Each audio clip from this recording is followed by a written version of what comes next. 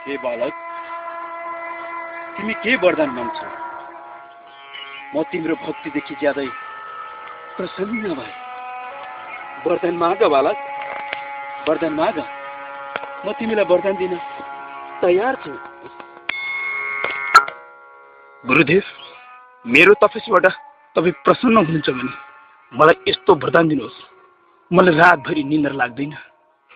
मलाई एउटा युवती दिनुहोस् यदि तपाईँ मलाई वरदान दिनुहुन्छ भने।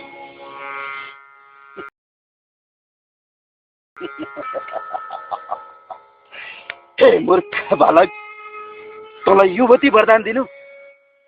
म चिग्ने रानीको छोरा। म त कयौं वर्षदेखि युवती नभेटाएर छटपटेर जंगल जंगल हिँडिरहेछु भने तँलाई युवती वरदान दिनु? म चिग्ने रानीको छोरा। त्यो युवती अहिले मैले पाउनु भने म त्यसलाई यस्तो चिग्ने थिएँ, यस्तो चिग्ने थिएँ, यस्तो चिग्ने थिएँ, त्यसको पुत्तीमा मेरो लाडो हाल्ने थिएँ। तब त कति मिठो हुन्थ्यो।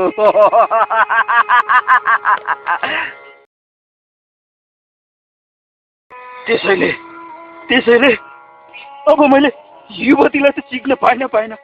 अब म तेरै कण्ड भयो भने छोड्दिन। म हान्छु तेरो कण्ड हान्छु।